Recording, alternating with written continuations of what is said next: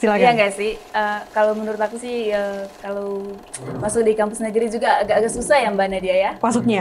Oh iya, masuknya memang susah. Karena apa ya? Aku juga pengalaman sama adikku dulu.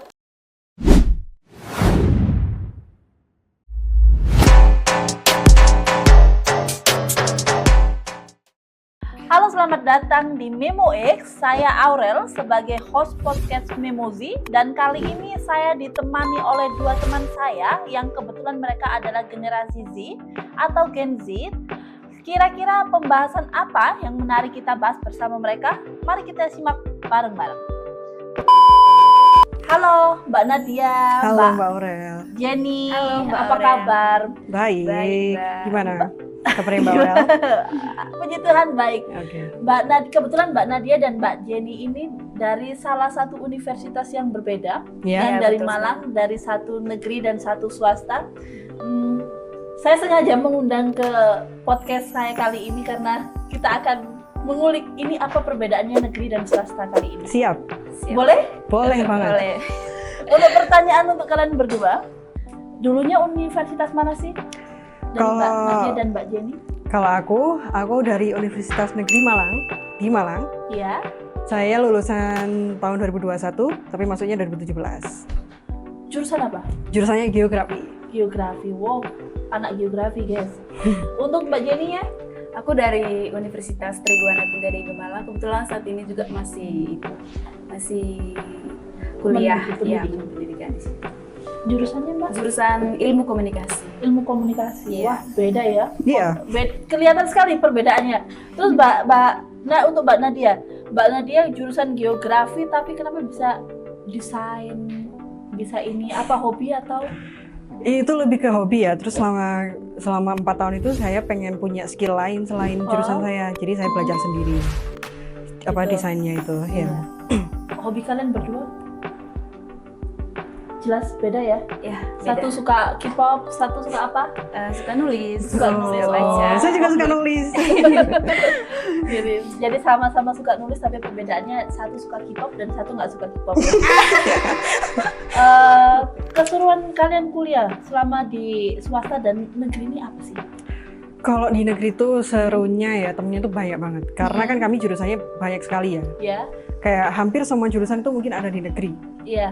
Terutama kan aku universitasnya lebih ke universitas pendidikan. Iya. Jadi ada yang pendidikan, ada yang murni. Terus juga jadinya kan sosial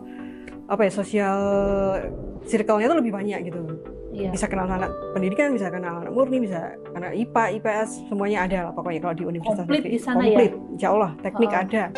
Semua komplit, Iya, numpluk semua di semua sana. ada Ya? di universitas negeri. Kalau Mbak Jenny ini dari salah satu universitas swasta. Ya, betul.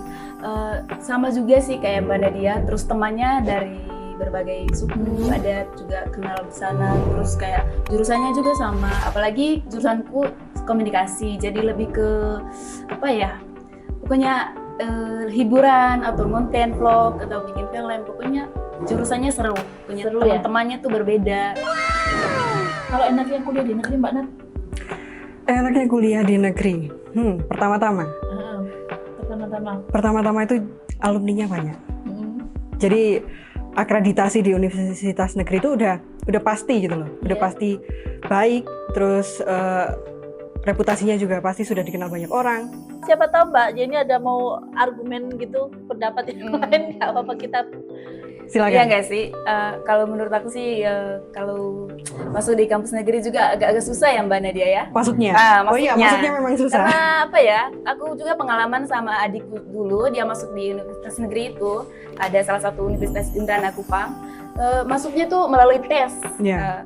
3 kali ya mungkin, dan itu tidak lolos sama sekali. Udah harap banget kan, jadi kayak susah sekali untuk kayak masuknya gitu. Akhirnya dia pindah ke swasta, kebetulan juga di kampus aku sekarang di ini Universitas Tribhuwana Tunggadewi, jadi dia bisa masuk lolos tes, terus sama beasiswa juga dapat gitu. Ya. Tapi di negeri ada beasiswa juga ya? Ada, sebenarnya ada bidik misi. Iya. Bidik misi itu dari SMA, nanti diseleksi sama gurunya, didaftarkan sama gurunya biar dapat beasiswa. Tapi itu tuh lebih spesifik lagi karena harus ada ketentuannya. Pertama pintar, itu udah pasti. Ya. Itu pasti ya. Iya. Kedua itu untuk mahasiswa yang sedikit kurang mampu gitu. Biasanya itu lebih spesifik ke situ. Nah, kalau selain itu biasanya beasiswanya ya dari universitasnya sendiri, tapi lihat kayak IPK-nya seberapa tinggi kayak gitu. Oke. Kalau untuk keunggulan kuliah di swasta dari Mbak Jenny sendiri gimana? Oke, pengalaman saya sendiri sih Kak, universitas ini swasta lebih ke biaya kuliahnya tuh mudah Kak, bisa membantu sekali gitu loh. Beasiswanya banyak, 50% bahkan sampai 100% beasiswanya itu loh. Iya. Terus banyak juga mahasiswanya, sampai kalau masuk itu bisa mudah gitu loh Kak, diakses gitu. Jadi beasiswanya banyak, jadi enak gitu buat ini keluarga yang tidak mampu.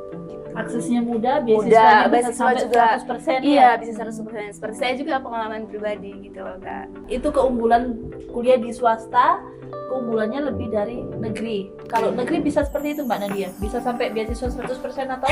Aduh, kalau masalah beasiswa ya, itu tuh sebenarnya susah-susah gampang. Soalnya kan pertama-tama mahasiswanya banyak ya. Jadi kan nggak mungkin bisa secara menyeluruh semuanya dapat beasiswa. Tapi kalau ya itu kayaknya butuh effort ya buat dapat beasiswa kalau di negeri, soalnya saingannya banyak banget. Tapi kalau di swasta sendiri itu gimana tuh? Kalau masalah alumninya atau akreditasinya gimana?